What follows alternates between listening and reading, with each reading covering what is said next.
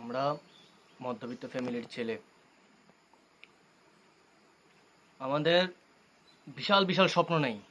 আমাদের আছে কি অল্প কিছু স্বপ্ন, অল্প কিছু ভালোবাসা।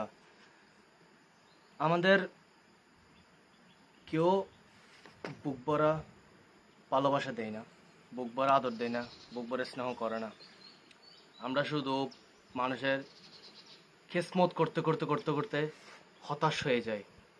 আমাদের সাহায্য করার মতো মানুষ কম, কারণ আমরা এমনভাবে চলাফেরা করি, এমনভাবে নিজেদেরকে প্রকাশ করি যাতে করে আমাদেরকে দেখলেই মনে হয় আমরা রিচ ফ্যামিলি থেকে আগত।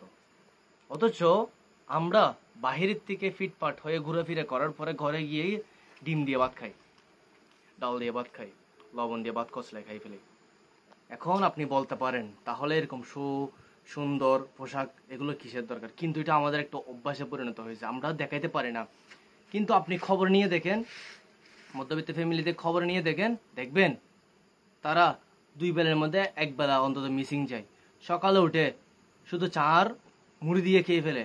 অথচ সেই জায়গায় আমরা সকালে চিটাঙের মধ্যে বর্তমানে সিঙ্গারা সমোসা তো থাকবেই, চা তো থাকবেই, পাশাপাশি চা চলবে 2-3 বেলা। অথচ একজন মধ্যবিত্ত ফ্যামিলিতে যান, সে রুটি দিয়ে একটা ডাল দিয়ে খাইতে পারতেছে কিনা সেটাও সন্দেহ, চা আর মুড়ি দিয়ে খেয়ে ফেলে।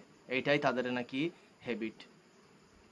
এখন আপনি বলতে পারেন, এটা বলার উদ্দেশ্য আপনারা মধ্যবিত্ত বলে তাদেরকে অনেক রিচ মনে করবেন না, ধনী মনে করবেন না, পয়সাওয়ালা মনে করবেন না, টাকাওয়ালা মনে করবেন না। তাদেরকে দেখুন, অবজার্ভ করুন, অনেকেই আছেন মধ্যবিত্ত কিন্তু তাদের স্বল্প পরিমাণ ভালোবাসা থাকে, কিন্তু তারপরও তাদের মনটা অনেক উদার, আপনি খোঁজ নিয়ে দেখতে পারেন।